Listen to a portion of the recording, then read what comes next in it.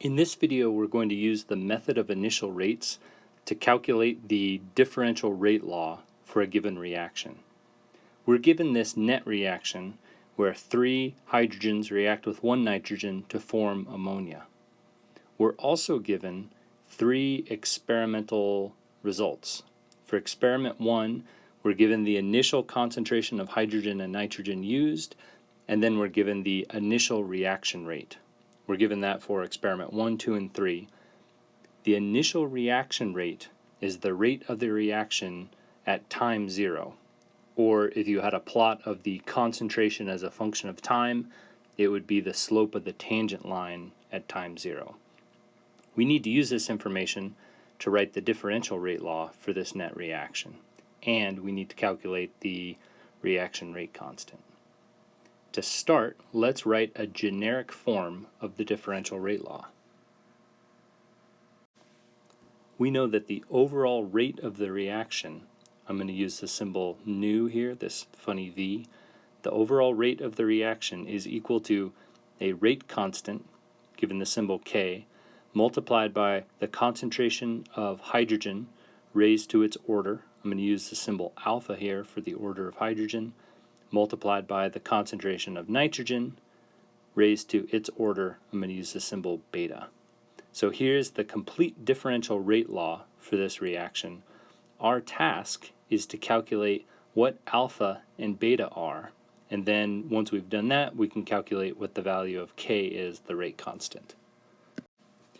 Before we follow the method of initial rates kind of algorithm, I just want to point out that in this expression, the rate of the reaction, nu, is equal to all of the other things multiplied together on the other side of the equation. These two things are equal to each other. It's legal, mathematically, for me to divide each side of this equation by the same number. So I'm simply going to make up a number. Let's divide them both by 7. That's legal. Those two sides of the equation are still equal to each other. In the method of initial rates, instead of dividing by some random number like 7, we actually take all of the experimental data from experiment 1 and then divide it by the experimental data from a second experiment, such as experiment 2.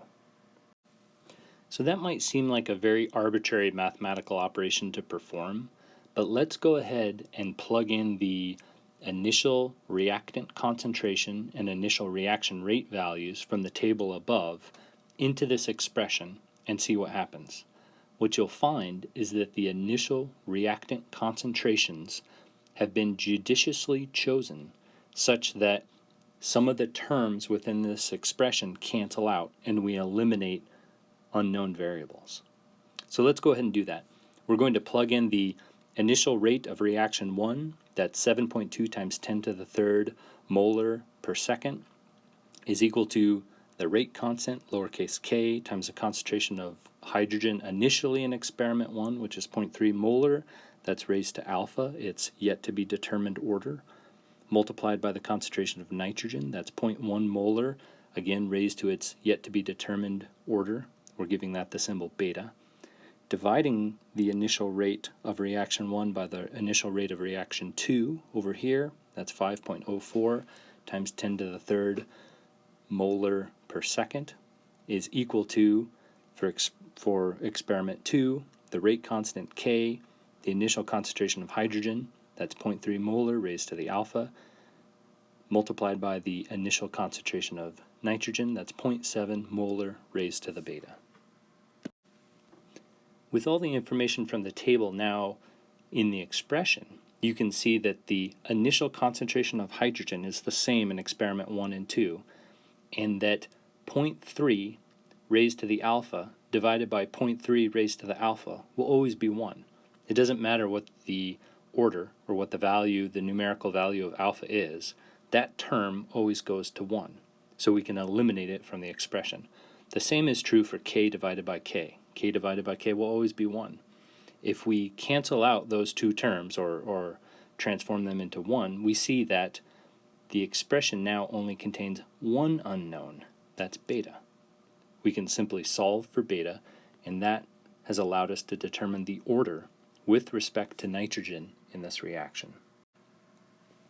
Here I've simplified the expression by dividing 7.2 times 10 to the third by 5.04 times 10 to the third and 0.1 divided by 0.7. And you can see kind of from inspection that beta must equal 1. So 0.1428 raised to the 1 is 0.1428. Next, we need to calculate alpha, or the order of the reaction with respect to hydrogen. To do that, we should choose experiment 2 and 3 to ratio. Notice that the initial concentration of nitrogen is the same in experiment 2 and 3, and so that would cancel the variables or the terms associated with beta that we just calculated. So I've written it here where I've ratioed the initial rate of reaction 2 to the initial rate of reaction 3. I've also ratioed the initial concentrations of hydrogen and nitrogen in reaction 2 and reaction 3 from each other, and I've canceled the terms that can be canceled. It's not as easy to calculate alpha as it was beta. Beta we could kind of figure out from inspection. Here with alpha, it's not immediately obvious what numerical value of alpha would make this mathematical expression true. There are a few ways to approach this problem. One is a guess and check type approach. So you could plug in different values from alpha in your calculator until you made this expression true.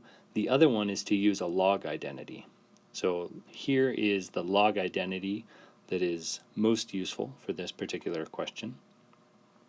In order to apply this log identity to this particular problem, I'm going to take the log of both sides of the expression, and then using this log identity, you can see that instead of alpha being in the exponent, you can bring alpha out of the log operator, and it's now a factor that you're multiplying by.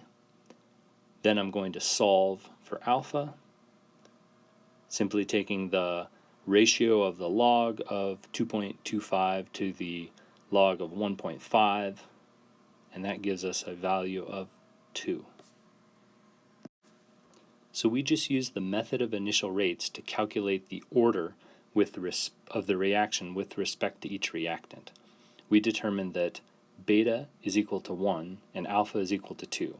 So what that means is that our total differential rate law is of this form, where it is second order with respect to hydrogen, it is first order with respect to nitrogen, and it is a third order overall reaction. The next step is to calculate the reaction rate constant, or K. To do that, we can choose any one of the experiments, 1 through 3, and simply plug in the values for the initial concentrations and the reaction rate, and rearrange this expression and solve for K.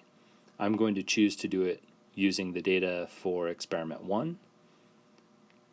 Here's the expression written out, and now rearranged to solve for K, and we get a reaction rate constant of 8 times 10 to the 5th. Be sure to perform careful unit analysis when assigning units for your reaction rate constants. In this case, the units are molar to the -2, seconds to the -1. Go ahead and look through this expression and make sure you see how I got those particular units.